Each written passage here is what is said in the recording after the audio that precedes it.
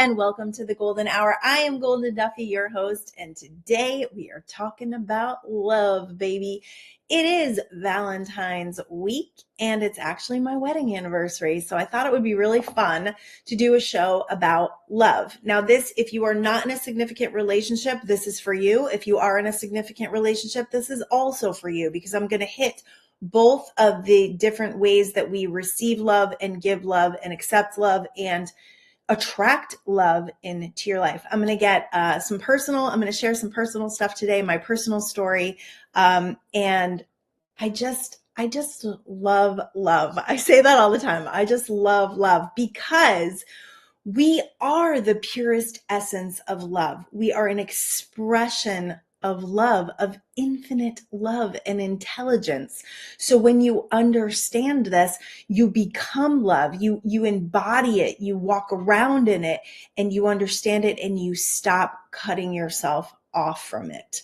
That's what you do when you are not in a position of self-love, when you are being self-critical, when you are beating yourself up. What you are doing is you are disconnecting with the true essence of who you are. So I'm going to help to reconnect you if you are disconnected, and to share with you that you never really actually disconnect. You just turn away from. You don't ever really disconnect, because you can't disconnect from something that you already are. What you can do is forget or not be in your awakened remembering. And that's also what I'm here, is to remind you so that you can remember that you are the purest essence of love. And I don't care how long you've been alone for, or maybe you've never had a significant love of your life ever. If it is something that you desire, then you absolutely can manifest it without a shadow of a doubt. I can tell you that with every fiber in my being, that it is possible for you. And if you have lost faith or you have lost hope, that's the reason why it's not coming, because you are blocking it. You're putting up roadblocks to your actual own desire and manifestation. So let's clear that. We can do a little clearing today too, if you like. I love to do clearings. I love to do shifts and clearings. Those are my favorite things to do, because often it's just a millimeter shift that we need to take. It's just a little change in our vibration, a little shift in the way we feel, a little shift in the way we believe, that actually creates these massive manifestations coming to us. And, part of it is being in the readiness for that.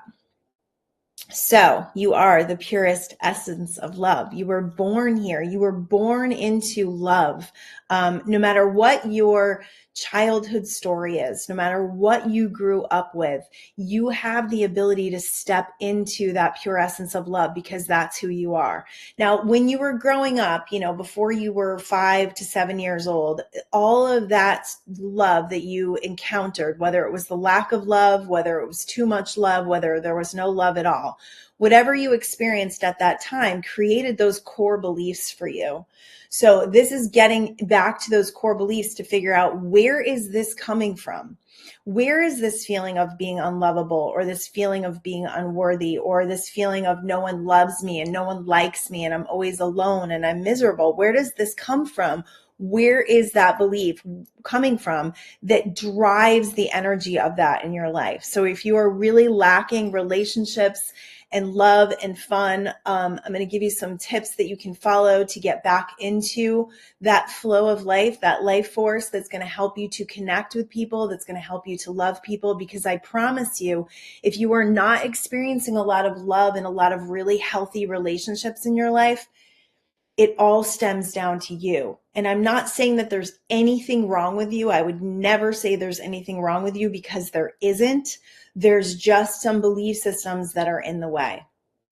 You are not broken. There is nothing wrong with you. You may have had your heart broken over time. So as we're growing up, we get all these belief systems, based on the love that we received from others, the love that we witnessed from others. So if you had parents that were a little dysfunctional, that were maybe, threatening divorce all the time, or did get divorced, then that is going to, create belief systems for you. Many people recreate what their parents do, because they don't even realize that they're living on this generational cycle thing, and they don't realize that they can put an end to it, that they can stop it. and you absolutely can. So depending on how you grew up with the lack of love or too much love, or maybe complete abandonment, maybe you were put up for adoption. I know I've worked with a lot of people that have that adoption wound, that abandonment wound. And I recently realized that I had an abandonment wound when I was like 20, like crazy, that I would live my whole life not realizing that there was this wound that happened when I was in my 20s because my parents moved down to Florida. They sold everything, retired down to Florida, and then I was left with my husband and my babies all by myself and had that feeling of abandonment.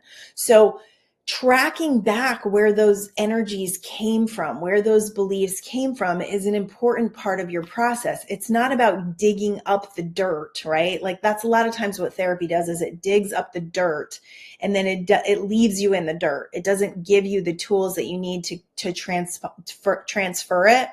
So for me, what I do is I journal about it. I do work with some energy people. I'm actually working with Michelle right now. She was on my show last week. She is absolutely amazing. I love her, Michelle Robinson. So I'm doing some work with her on the inner child stuff and just finding out, if I've got any blocks to my path, because a lot of times those blind spots, we don't see them. So journaling about it and saying, where does this belief come from? Why do I feel so unlovable? Because if you feel unlovable, your life is going to reflect that feeling. It's going to show you. Life is your mirror. So what you are experiencing is what you have going on inside. And that's why it's really important to do the cleanup work. So I highly recommend, Michelle, if you're looking for someone to talk to about that, to shift these things, to help you to gain some awareness and perspective, because perspective is everything. If we gain perspective on maybe childhoods that were really traumatizing, if we gain a different perspective on it, like here's a perspective that's really cool. If you didn't have a great childhood and it was kind of traumatic, you can recognize that you came here and set yourself up in situations because you wanted to grow from them. You wanted to expand and grow. So those situations in your family life were part of that expansion and growth. Some of us picked some pretty wild paths, some of us wanted the contrast. We wanted the intensity. We wanted to come out of really extreme situations so that we could create powerful lives. And some of us don't realize that, and we stay in that powerlessness, right? We know plenty of people, they stay in the powerlessness. They become alcoholics. They blame everybody. They're victims. They're not moving forward in their lives because they're allowing their past to shadow every single day of their lives. And that's what keeps people stuck in patterns and keeps people from really healing and growing and becoming something new, something really awesome and new. So a long time ago. So my husband and I have been married for 31 years. And if you know our love story, I'm sorry that you're going to have to hear it again, but I'm going to share it because I don't know that I've ever shared it on this show before. And it's Valentine's week. And, we have an incredible marriage that I really love sharing about. And I wanted to have him on the show, but we have a trip planned. We're doing a little anniversary getaway to Paso Robles in a couple of days. Not to say that to make you jealous, but to show you what is possible. Our lives are very blessed. Our lives are very abundant. And I am very fortunate that I have a partner in all of this to manifest this incredible life that we have. So we're going away for a couple of days. So he's a little crazy at work, getting ready to leave. So I thought, you know what? I'm just going to do it. I'm going to do it without him. I'm going to share what I know, the inspirations that have created an incredibly deep and rich marriage. I tell my kids this all the time. I have 4 daughters. And I tell them all the time because they're all really looking for partners that live up to their dad's standards. And I tell them, like, this is not who we always were, and they remember somewhat a little bit of their childhood, but they don't ever remember us like really yelling at each other or fighting. We never did that in front of them. Like, we may have had spats and stuff, but we never had true anger in front of them. And that was something that we just never wanted to instill fear in our children that would make them doubt our relationship.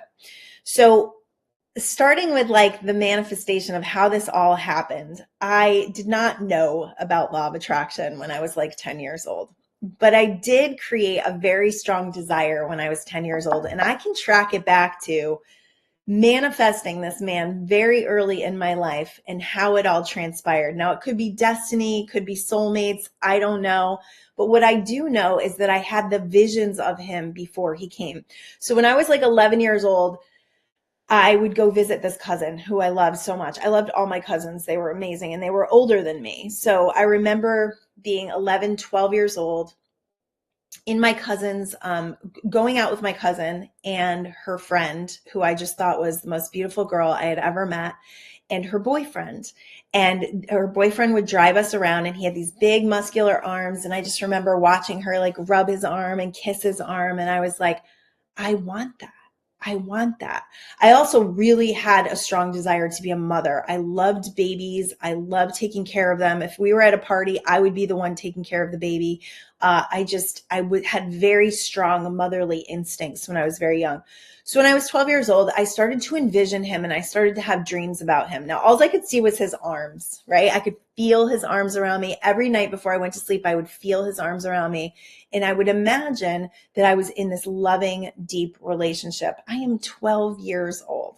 So at 12 years old, I set out to find this relationship. And I had many boyfriends that missed the mark so far and being my forever one, because I really wanted my forever one. Like that was the thing when I was super young. I just wanted to be in love forever and I wanted to be with that one person. So I met him when I was 14 years old. And I will never forget this day as long as I live. I went to my best friend's house and went up to the bedrooms, and he was in his bedroom. He was my best friend. He is my best friend's brother. And I remember standing there and I couldn't speak. I remember like everything that powered my speech was gone. And I remember just looking at him and feeling such a strong energetic connection. I couldn't explain it. I didn't understand it. I didn't think, oh, this is my forever one. I didn't think any of that. I just thought, wow. That's all I could think was wow, right? So we ended up being friends and we would hang out together all the time. And if there was like a party or something, we would usually end up together and alone. But he never did anything. Like he never kissed me. He never said he liked me. We started talking on the phone and we just became like really good friends, but he would never date me. Actually, I was 12. I was 12 when I met him. That's right. I was 12 because it took 2 years of this. So at 12 years old, here I am, like just enamored with him. We're hanging out like every weekend. I remember one weekend in particular. Now, he wouldn't date me because I wasn't in high school yet. It was not cool to date someone that wasn't in high school yet. You know what I mean? Because he was in high school. He was 2 years older than me. So I remember one night in particular, we were at this pizza place and we were laying outside like on the grass waiting for our parents to come pick us up. And I remember him telling someone that I was going to be his wife someday. It was so bizarre, but I remember it hit me right in the heart. And I was like, oh, wow. He really likes me. This is really happening. Oh my goodness. So I floated around on that for a while and then he didn't commit. He wouldn't commit. He wouldn't show up for me. So I started dating other people and I was like, whatever, I'm just going to let him go. Law of attraction, let it go, right? Stop chasing, let it go. Law of attraction, knew this stuff. It's our foundation to know this stuff, right? Somewhere in that little girl, I knew this. And I knew that chasing him and wanting him was creating a lot of pain for me. And I didn't feel like I had time for that. So I just started dating other people. So a few years go by, we see each other here and there. And every time we see each other, we end up together. Like we end up in the same place and talking and having a good time. And me just in this really strong desire for him. So on my birthday, my 14th birthday, we all got together and we would go to the movies, but we wouldn't go in the movies. And then we'd have to find out what the movie was about to tell our parents. So we're behind the movies. We're sitting on this sandbox. And I can't believe I'm telling this story on TV. We're on the sandbox and we're talking about the group Kiss and how it was like one of my favorite bands at the time. I don't know. I guess I really didn't have a high vibration of songs yet, music. So all of a sudden I looked over and he looked at me and we just started kissing. and literally started making out like there was no tomorrow. Ended up on the ground making out, and we literally kissed for the entire evening. Like, did not stop. Like, my jaw was sore the next day. What I loved about him is he did not try to get in my clothes. He was very respectful of me. That was really important to me because I just felt like I was so young. I was only 14 years old. So, so we went back to his sister's house that night and still continued to make out all night. And then the next morning he left and went to a football game. And I remember I have never felt so different in my life. I still can viscerally remember the feeling that I felt like the world was never the same. Like everything had changed. I felt elevated. I felt like a new person. I felt like the birds sang louder. I felt like the flowers were prettier. It was like a whole vibrational up level. So all day I'm slightly concerned that he's still not interested in me because, I'm actually going into high school now. Like the next week I was starting high school. So I still had some concerns that he didn't really like me. Which, again, it's that reflection, right? It's like how we really feel about ourselves inside. I had a very low self-esteem and very low self-confidence, and that was brought on by my biological family and situations in my biological family where I did not feel safe, where I felt I was definitely like emotionally abused and verbally abused, where I really didn't have a good outlook on myself. So shockingly, love still came, but I was still in that fear of that. So he comes back from the football game and I was taking a nap, and he snuggles up next to me and he says, "See, I still like you." Cause I remember all that night I was like, "Are you still going to like me tomorrow?" And he said, I still like you. And I was like, okay, well, I love you. And then I think it was the next day, it was the Labor Day parade, and he asked me to be his girlfriend. And I felt like angels were singing. It was like, oh, and we dated hot and heavy. I mean, we literally were best friends. We talked every single minute we could on the phone. We went out all the time. I was not allowed out in his car. He actually got his license, and I was not supposed to be in his car. So that was a big challenge and a big dramatic thing with my parents and family. And, we went through time together. I think I was 16 when we broke up. And the reason why we broke up for 3 months. The reason why we broke up is because I was so needy, and I was so, take this to heart. If this is you, if you are struggling in relationships, I was so needy and I was so down on myself. I felt so ugly inside. And I finally found this boy to tell me that I was beautiful, that it was like, I just couldn't fill the hole enough with what he would tell me. I mean, he would write me letters. He would talk to me on the phone. He would tell me all the time, and it still wasn't enough. So I think he just started to get tired of it. Here he is, 17 years old. His family life was a disaster. He was living on his own. He was actually renting for a while. He lived in his car, and then he was renting a room for a while. From this woman who would not let me come over. Another story, another day. So we broke up, and it was an interesting time because I was moving schools at the time. I was leaving the only school I ever knew, and my family moved me 2 towns away, or no, the next town over. So we moved to the next town over, and I started a new school, and it was kind of cool because I didn't have a boyfriend.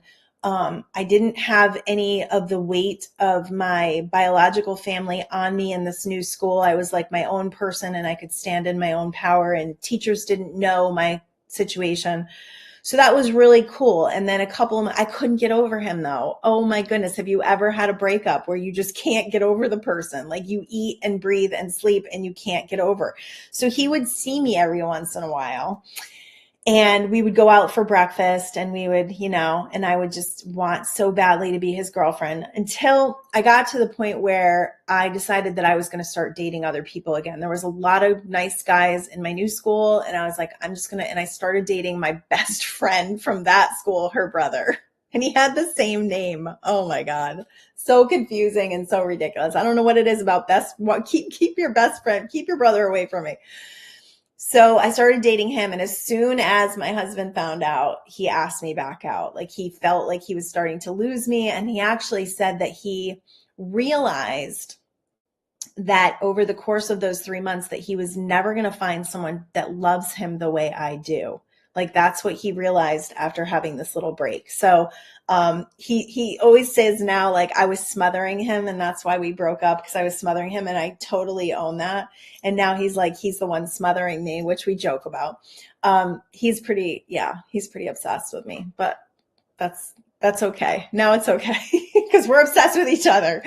So through the course of that, we got back together, created a really strong foundation, a deeper foundation. I felt like I could calm down a little bit, that I didn't have to be so like distrusting that he was going to leave me, that I started to heal some of my wounds. Even though I was really young, I didn't heal them to the level yet until I became an adult. And then through the course of a few years, I went to college. And my second year of college, I actually just went for an associate's degree. I got an associate's degree in paralegal. I got pregnant. We actually had moved in together, and I got pregnant like a month later. And it's all I ever wanted. All I ever wanted was to be a mom and a wife. That was all I ever wanted. So we had our first baby. I was 19. I turned 22 weeks later. And then he asked me to marry him right after I had the baby. He asked me to marry him. So we got engaged. And then we got married that following year on Valentine's Day. And the reason we got married on Valentine's Day is pretty funny. So we had this insurance guy come over, and I was so tired of not being married. I was ashamed. Like my whole family, my grandmothers, my aunts, they're all Catholic. And my grandmother keeps telling me he's not going to buy the cow if the milk is free, and like all these things. And I'm just like, I'm feeling so ashamed of myself. Like shame was a really good word for it. So we're talking to this insurance guy, and I'm like, okay, we have different last names. We have a baby. This is so weird. And back then it was a lot weirder than it is now. This was in the 1990s. So we made this decision standing in our laundry room to get married in 10 days. We're like, Valentine's Day is 10 days away. Let's just get married on Valentine's Day. And we won't tell anyone. We'll make it a surprise, and we'll just show up at your mom's house. We'll invite all these people, and we'll be like, surprise, this is our wedding.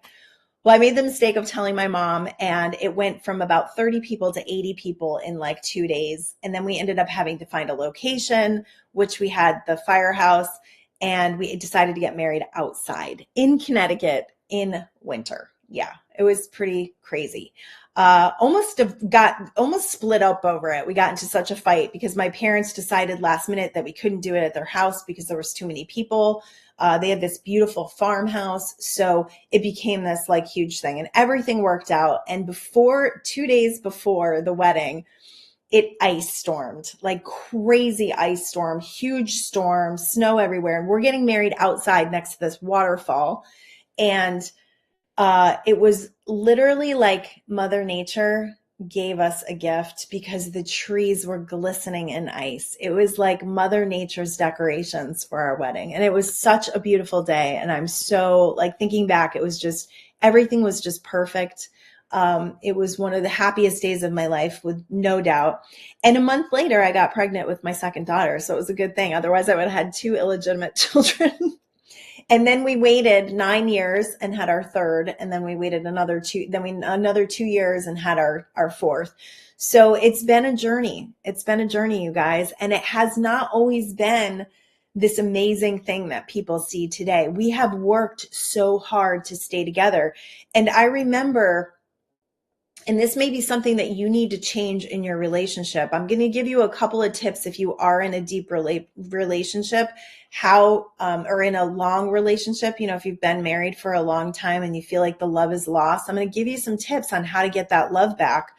But the biggest thing that we started to do is we got into this really big fight when our kids were little. And I was working at a bar, and it was really just a bad scene. And luckily I got smart and quit that place, but it was starting to erode our marriage.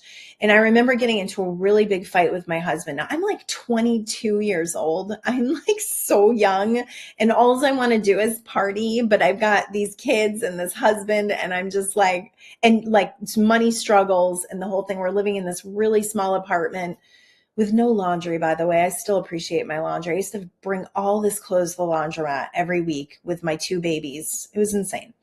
Hard times, like really hard times, like times when we didn't have enough money for food, or we didn't have enough money for formula.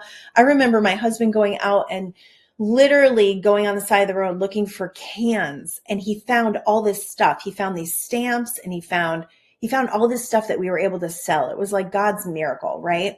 And actually someone saw him collecting cans on the side of the road and thought it was really noble that he was out there trying to do something to take care of his family instead of, just sitting there and not doing anything. And he hired him. So, over the course of the years, it's been a journey of showing up for each other and rising above our situations, our poverty. We lived in poverty over the course of our lives when we were building ourselves up. We came from like literally nothing. Like no one gave us any handouts. Like we were totally on our own. So if you're in a loving relationship, one of these really significant arguments that we had that was so intense, my husband and I decided at that moment that divorce was never an option. We literally took it off the table. I think I was 23 years old and he was 25, and we took it off the table.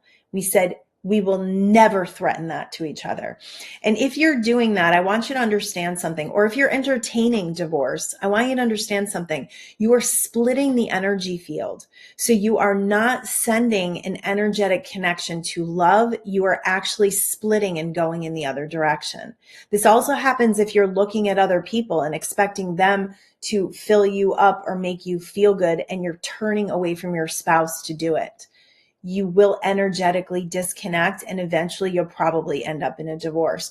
Now, if you're in a bad situation and your marriage is just really rocky, I would highly suggest that you start working together, because I really believe any relationship can be completely repaired if two people are willing to come together. And I don't think it was ever spoken that we were going to do that, but that's exactly what we did.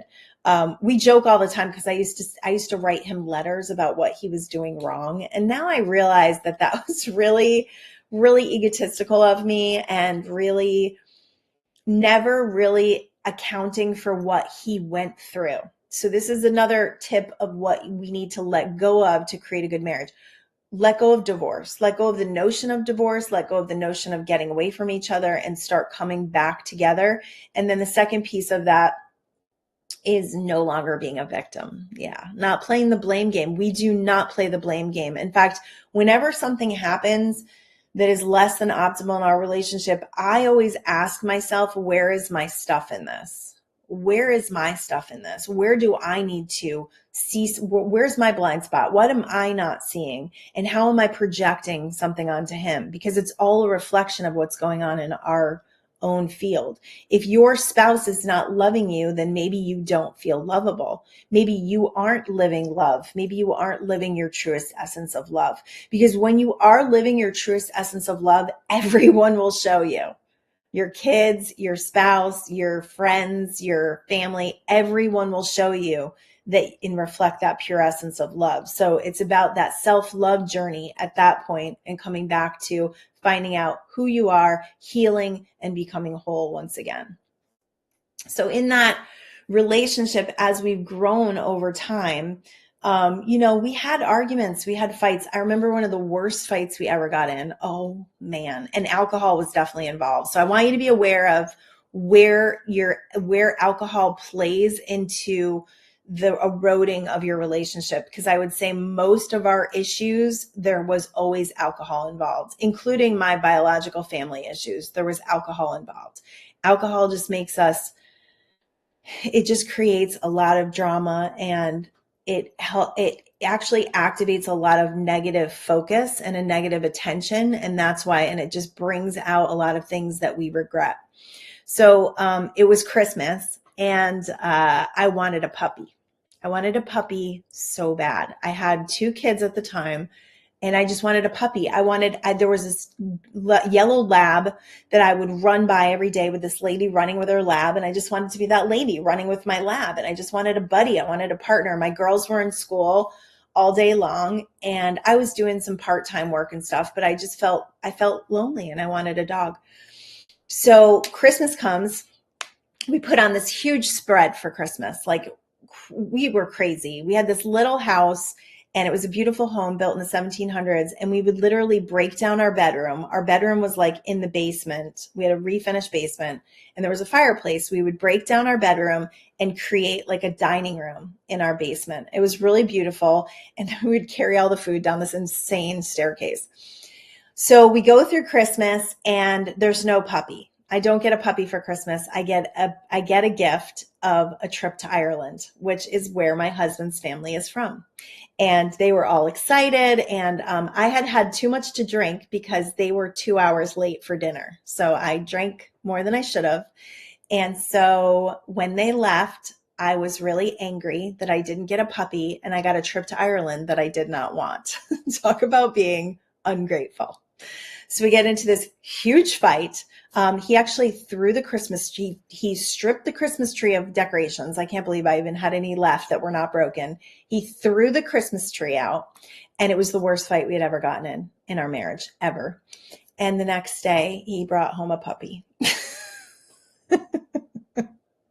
And that puppy was a nightmare. We ended up giving that puppy away 2 years later after we tried so hard to train it and it wouldn't train. And he wanted a baby, which I was not. I wanted a puppy. He wanted a baby. We still joke about this. And I ended up getting pregnant a month later with my third. And then that puppy became a big pain, let me tell you. So be careful what you wish for and make sure what you want is what you really want, because a puppy's a big responsibility. But through the course of like the big fights that we've had and the big, like, seriously, alcohol has always kind of been in play whenever we've had really big fights.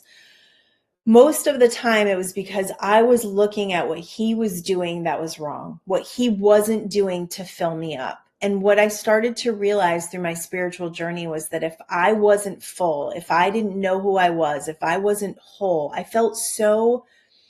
I so felt fragmented in my life because I was just a mom. I used to say it all the time. I'm just a mom. I never had a career.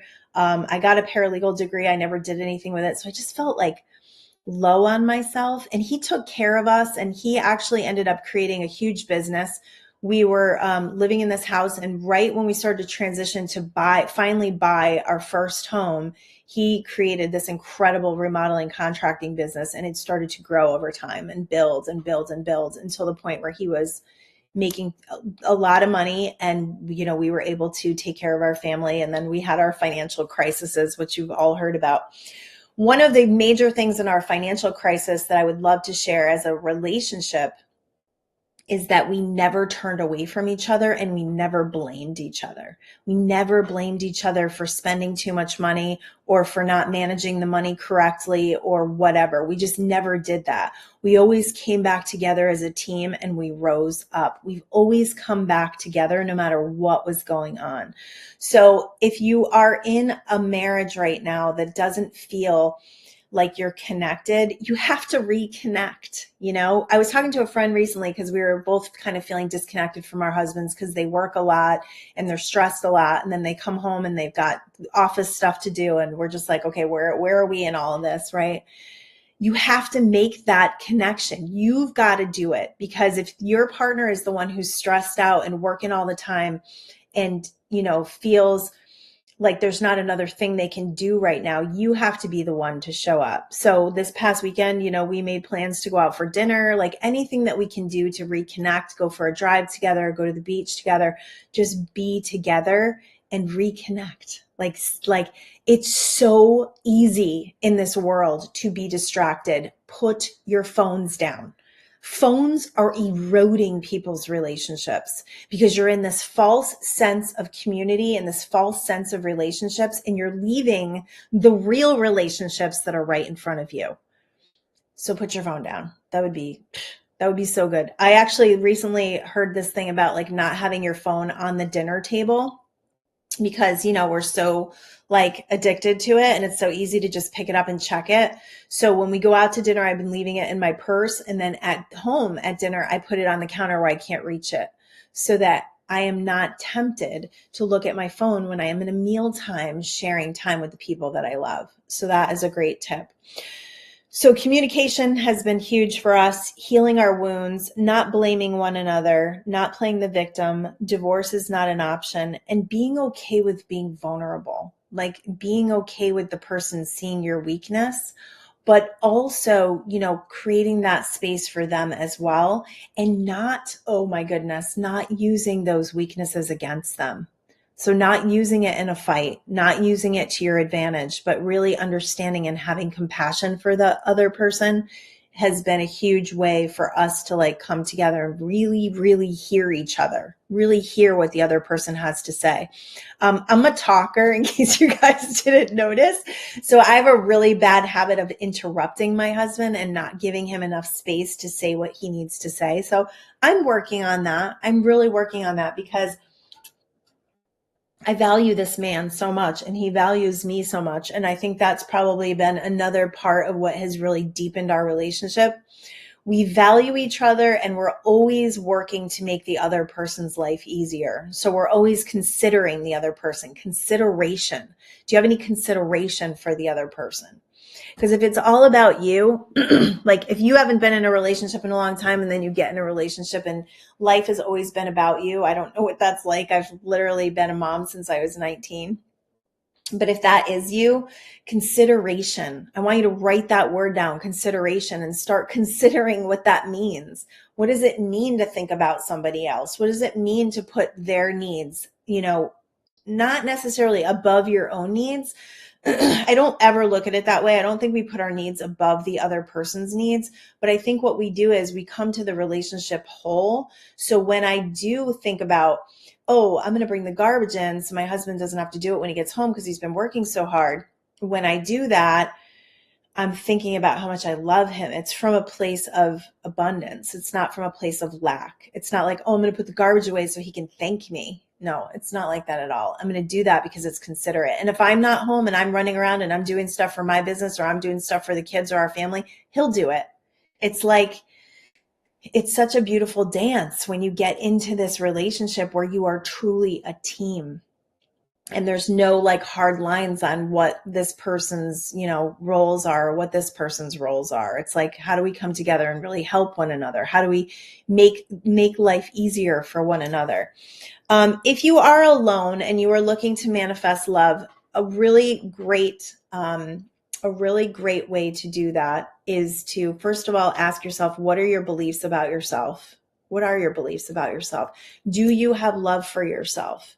Do you really love yourself? And if the answer is no, and you have a lot of self-critical things going on, I would say meditate. I have an awesome self-love meditation that I can send you. You can just email me at livelifegolden@gmail.com. Get working on your self-love. What is good about you? What do you love about you? And if there's nothing, what can you create that you love about yourself? And then it's, where are you putting yourself? Are you putting yourself in a place where love is possible?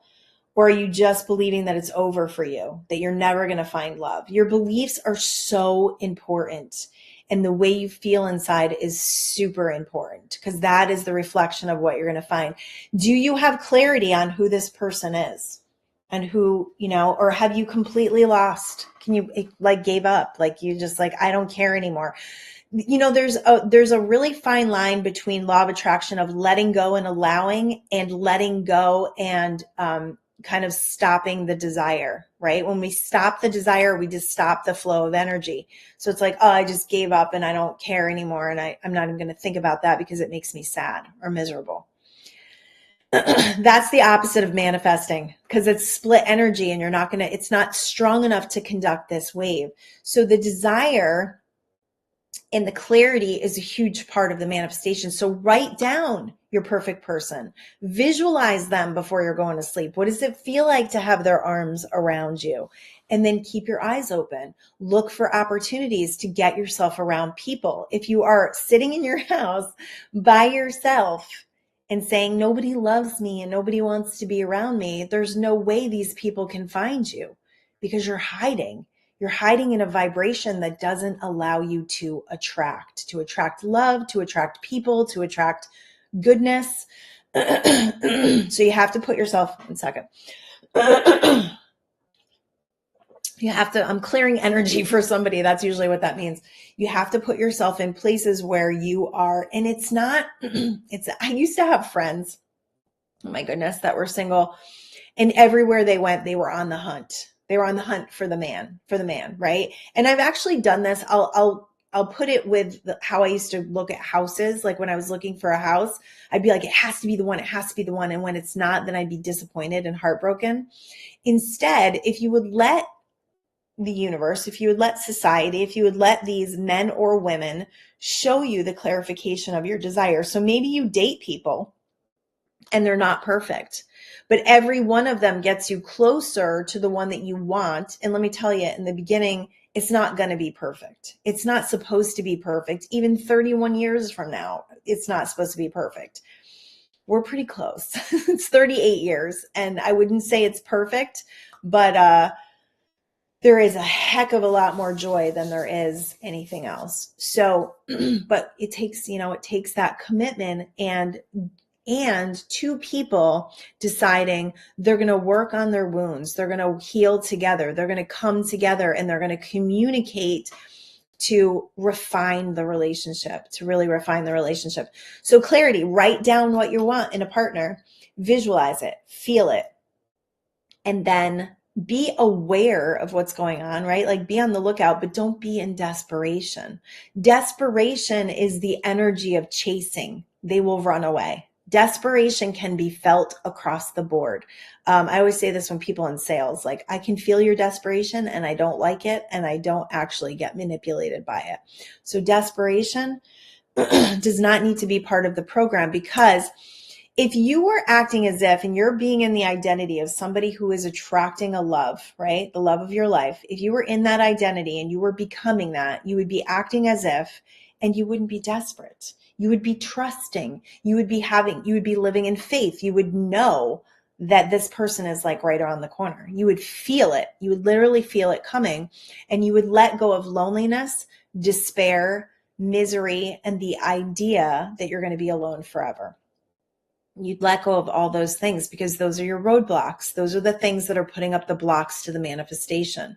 So how do you let go of loneliness, despair, and misery? You create a different experience for yourself, right? You get out more, you do more things, you you follow your passions, you follow your joys, you follow your excitement. That's how you get yourself in an energetic level of someone. Like think about this. If you want to manifest someone, would the person that you manifest right now, with the person you are being right now, would the person that you're manifesting be at the level that you want them to be? If they're going to meet you at your level, right? Sad, depressed, miserable, lonely, and despair. Do you want to attract a person that's like that? Because they're going to meet you. Like attracts like, right? So who do you need to become right now to attract the person who's going to, create this incredible epic relationship with you where it's love and joy and laughter and fun? You have to become it first. So stepping into self-love is healing those wounds, asking yourself where those core beliefs come from, and then getting them out, releasing them, letting them go, no longer living from them, deciding in moments. And this is what meditation does for you. It creates that space so you start to have that choice. Deciding in moments, do I need to feel this way? Do I need to feel abandoned right now? Do I need to feel rejected right now? Or can I respond differently so that I don't keep vibrating with that? So I don't keep the energetic alignment of that in my life.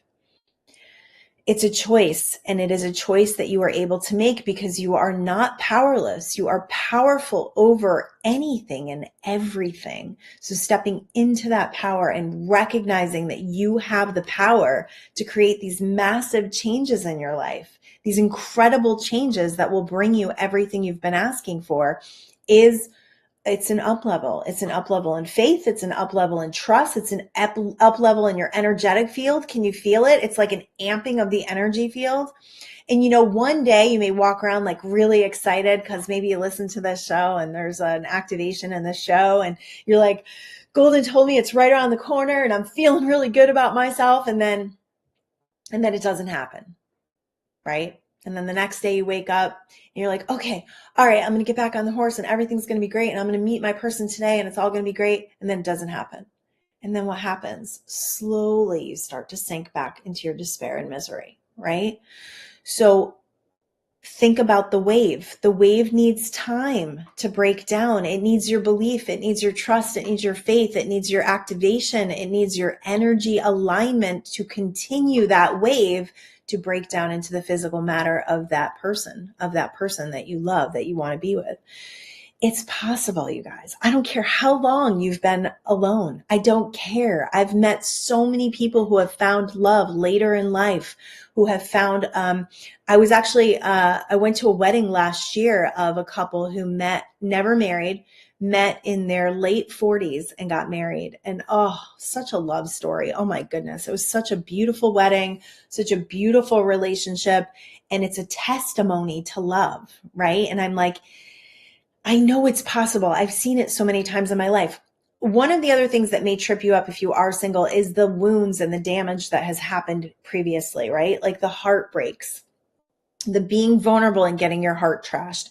So that vulnerability and that evidence of somebody not, of you getting your heart broken can actually create a wound that puts up a roadblock, because being vulnerable is hard. Putting yourself out there is risky. You don't want your heart trampled on again. You don't want to feel those feelings again. You don't want to feel disappointed or let down again, especially if you were in a marriage for like 20 or 30 years. I know people 20 or 30 years, they were with the same person and then found out they were cheating. And it was like so devastating. But it isn't. It doesn't have to be. It can be devastating for that time, and you can grieve it, and then you can get over it, and you can let it go, and you can let these wounds heal. And the real kicker to letting the wounds heal is to be in a relationship with someone and not create the same scenarios. To let that person love you and heal these wounds, and to see them, to be so aware of that dysfunction that you stop choosing it. Because that's what it is. It's a dysfunction. You're not functioning correctly when you've got these wounds and you're just constantly living from them or blaming other people for them. So if you really want to find love, get clear. Get clear, get clear. Make a list. What is my perfect partner? Meditate like your life depends on it. It does. You want to get your mind really clear. You want to get yourself in a really high vibrational state. That's what higher states of consciousness are. They bring your vibration up, and you want your vibration up because when you meet that love of your life, you want them to be up here. Yeah. You don't want to be down here with them and then that gets messy. You want to meet the person up here. Journal out these feelings, get rid of them, decide for yourself how you want to feel and start journaling about that. I intend to feel love every day. I intend to feel the essence of the love that I am. And then just be in high expectation of it, but don't put a timeline on it. Don't put a timeline on it and don't feel like you're waiting for it. Go out and live your life as fully as you can, because it's in that highest excitement that you will connect with someone in their highest excitement. And then, whoo, what an exciting thing we create. If for marriage, my advice with marriage or a relationship that you've been in for a while, or maybe it's new to you and you guys are working with each other and you're trying to navigate this and figure it out. The greatest thing you can do is communicate. When we have problems with people, when we have resentments, when we have the blame game, when we're playing the victim, or this has been a story, and I'm sure this is a story for a lot of women, when we don't share how we really feel because A, we're worried that they won't love us, B, we feel like they won't listen to us, or C, it's just we don't have a voice. Our throat chakra is blocked. Do some throat chakra meditations and get that throat chakra unblocked. It's important to share what you desire. It's important to share how you feel without blaming the other person. Because if you're in the blame game, there's a fight. And that fight, we call it not a teaching moment. The energy won't move when you're in that energy. It won't move. So instead, it's like, what can I bring to this relationship that will allow me to first see the other person for the love that they are?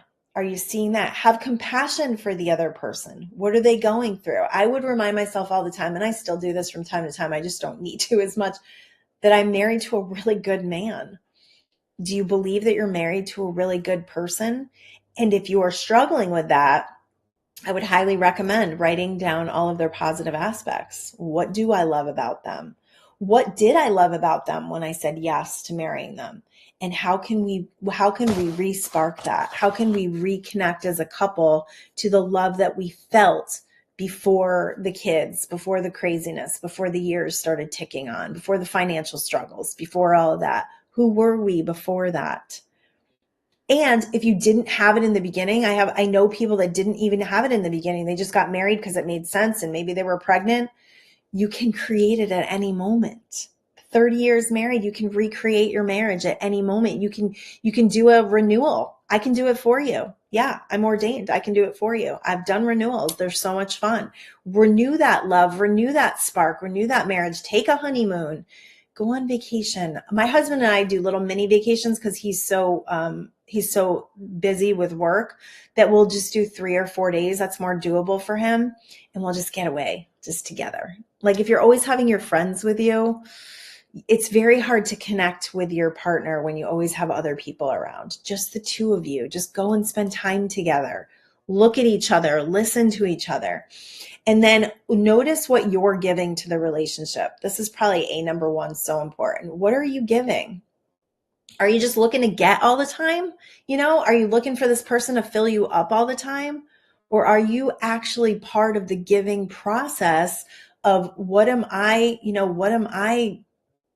the energy that I'm bringing to this relationship? Am I always feeling like the relationship is broken and they don't give me enough? Because you're the one sending the signal.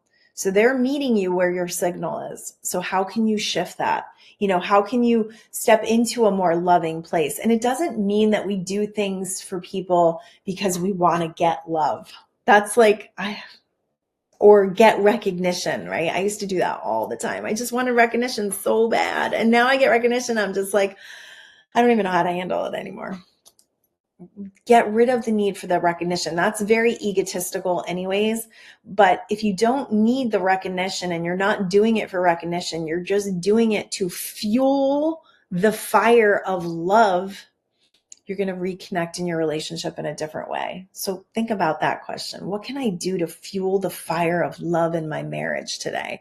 Or what can I do to fuel the fire of love in my relationship today? And if you don't have a partner that's meeting you there, you've got to speak up.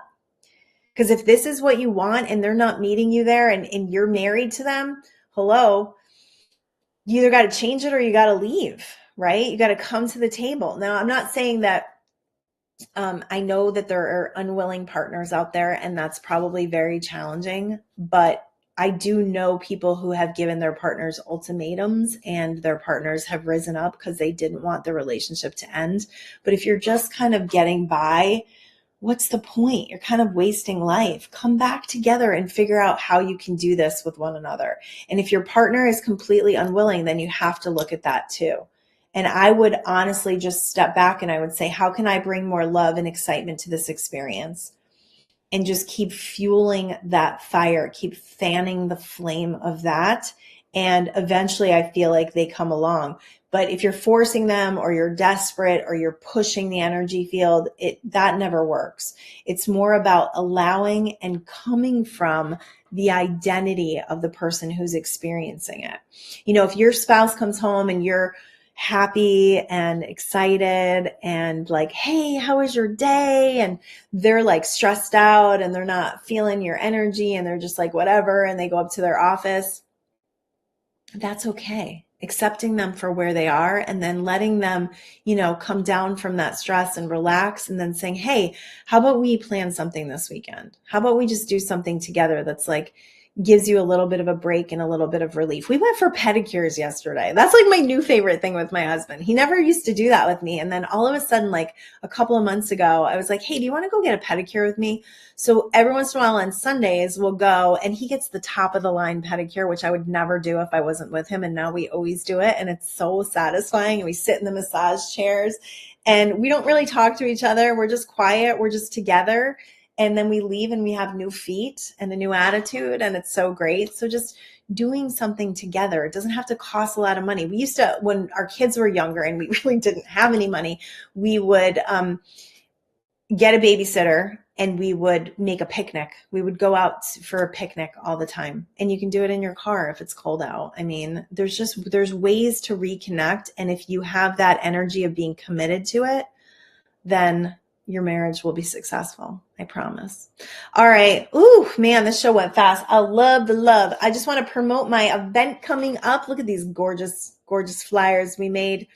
$55. Space is limited, so you want to reserve now. You can reserve if you go to goldenduffy.com. Livelifegolden.com.